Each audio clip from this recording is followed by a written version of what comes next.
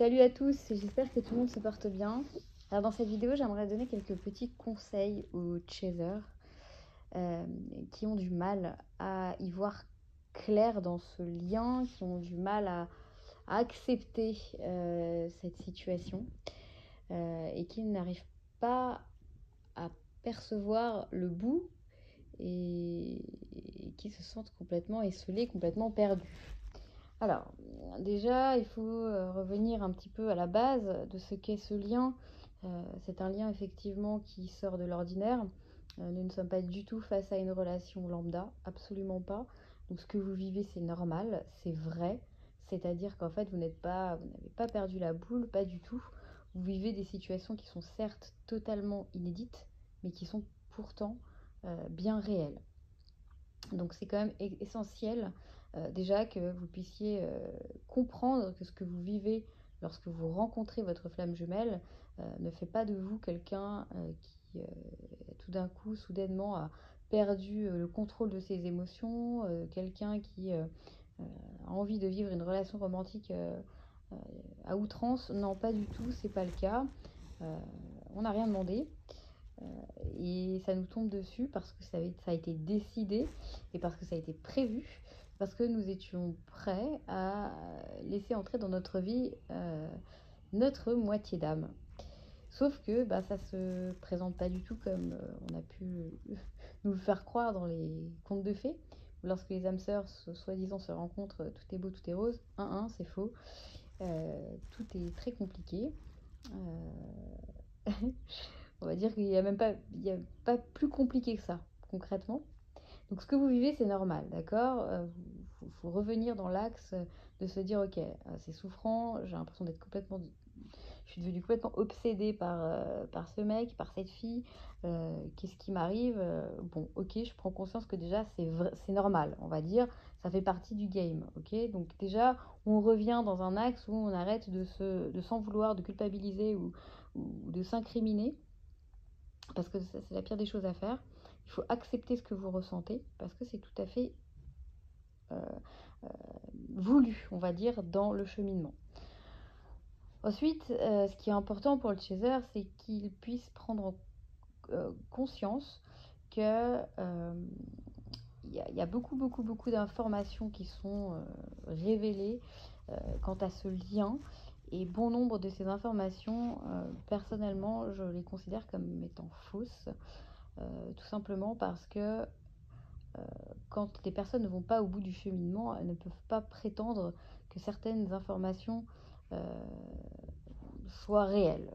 Je vous explique.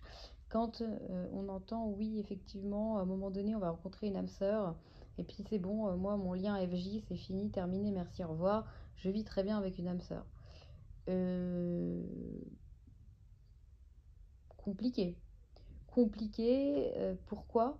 Tout simplement parce que ce qu'il faut savoir, c'est que lorsque l'on est dans un lien FJ, véritablement, avec tout ce que ça comporte, on ne peut pas juste se contenter d'être avec quelqu'un d'autre. Véritablement, notre FJ est la personne qui nous convient, correspond le mieux, et c'est pas nous qui avons décidé ça, c'est notre créateur lui-même. C'est-à-dire que on nous explique dans les textes que 40 jours avant la conception du fœtus, c'est déjà décidé qui sera destiné à qui. Donc c'est quelque chose qui est totalement indépendant de notre volonté. Et lorsque nous, en tant qu'humains, nous décidons de dire à stop, merci, au revoir à ce lien, en vérité, c'est comme si on pense encore qu'on a le contrôle de quoi que ce soit et que c'est nous qui décidons. Hélas, non, ce n'est pas nous. Il est impératif aujourd'hui de comprendre que nous n'avons pas la main sur cette situation. De toute façon, vous le savez très bien, parce que chaque fois que les chasers ont essayé de se faire la malle, ils ont été rattrapés comme il faut.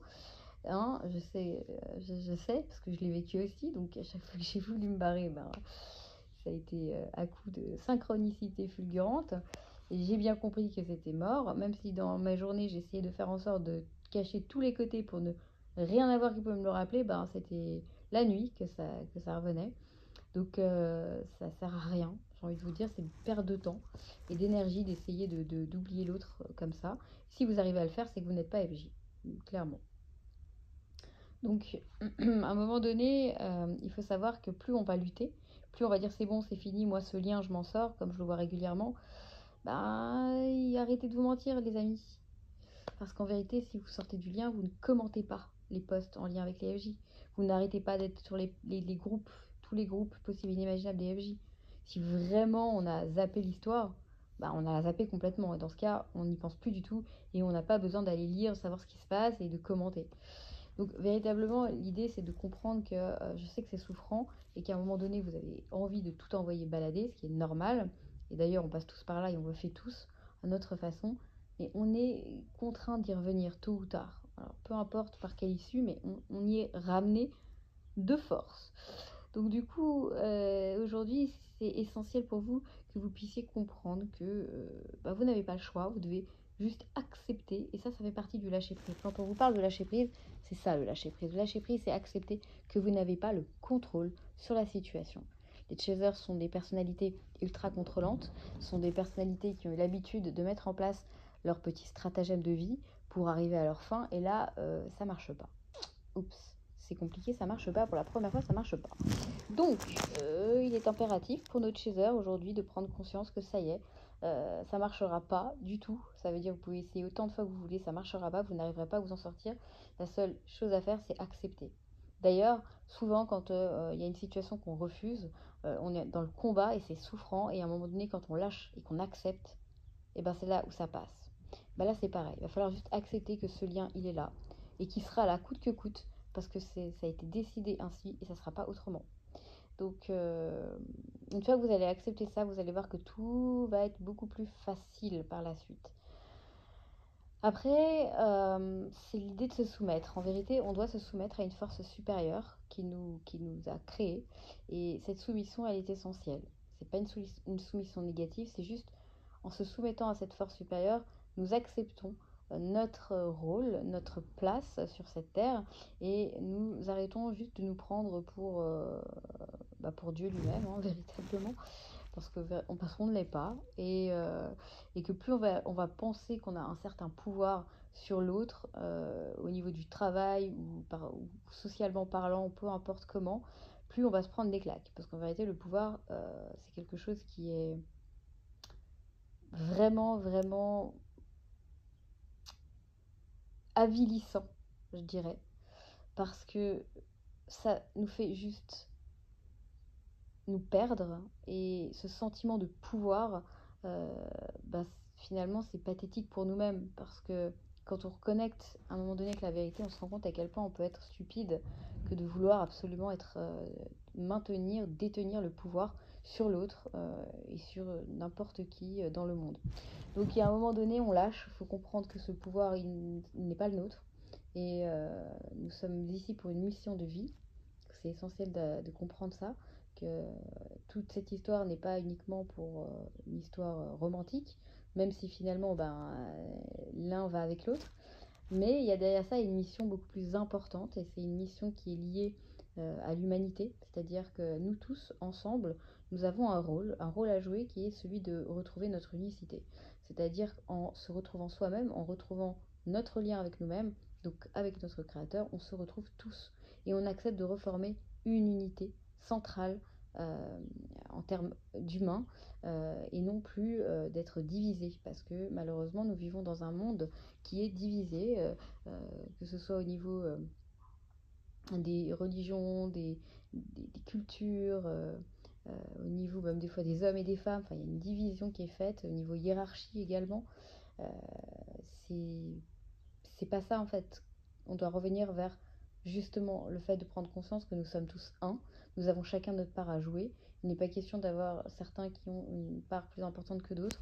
Nous sommes tous là pour faire tourner le schmilblick concrètement.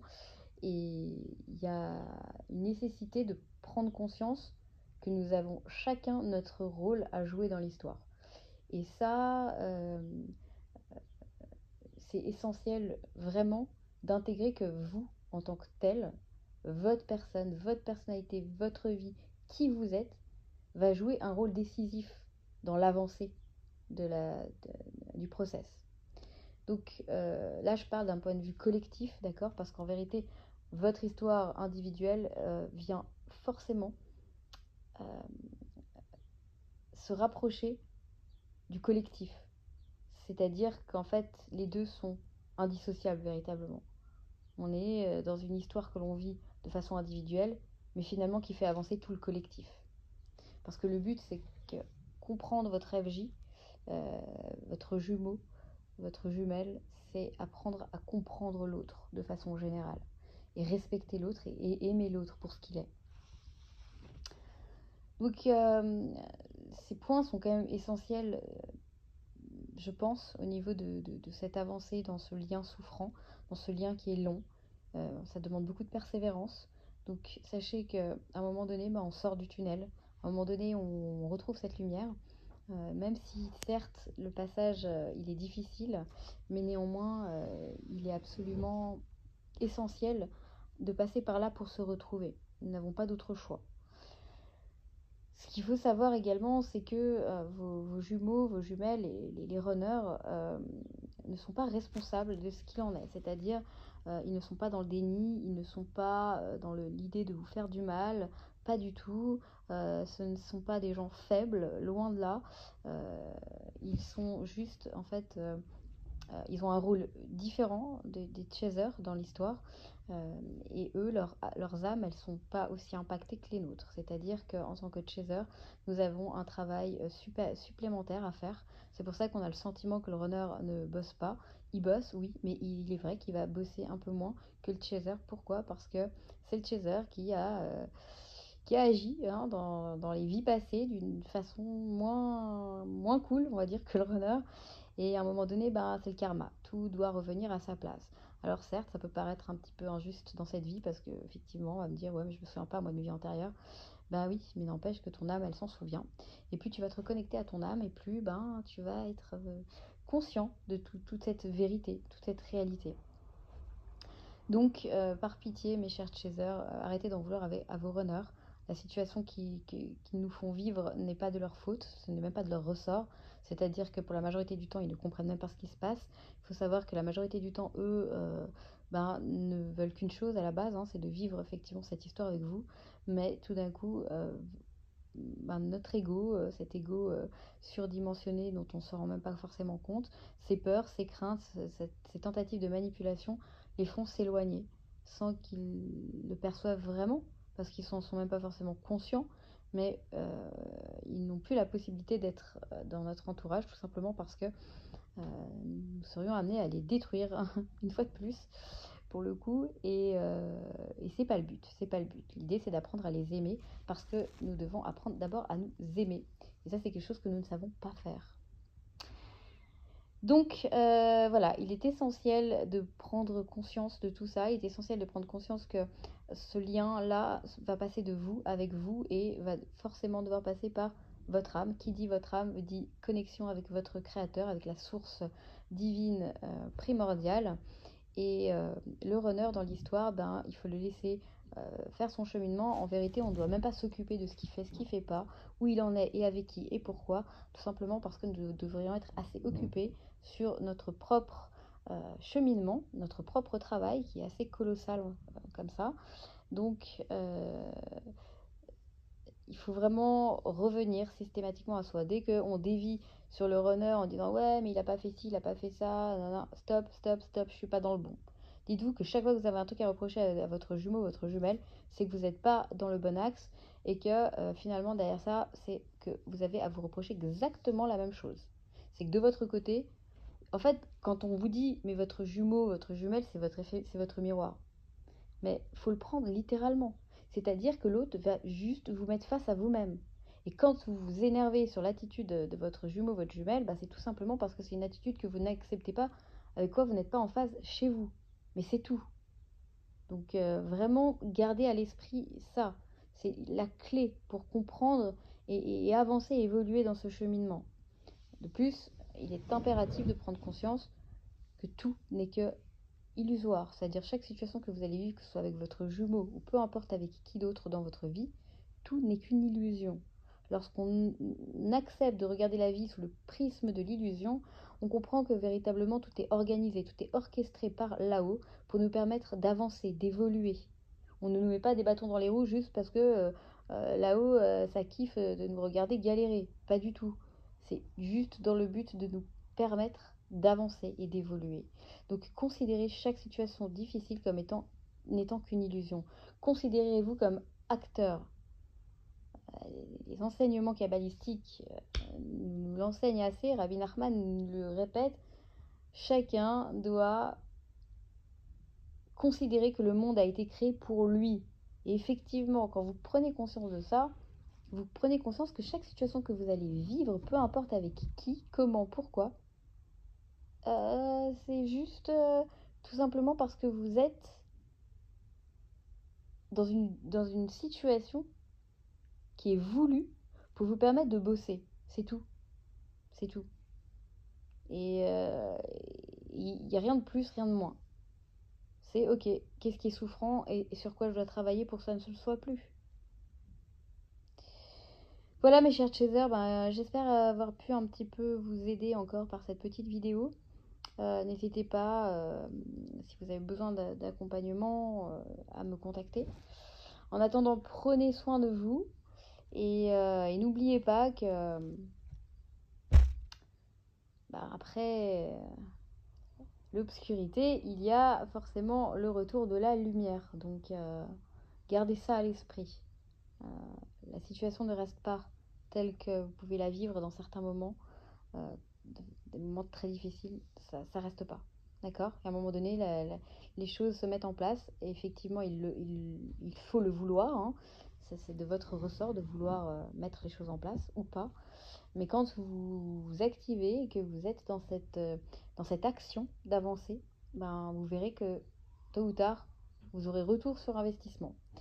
Je vous embrasse, prenez soin de vous et à très vite.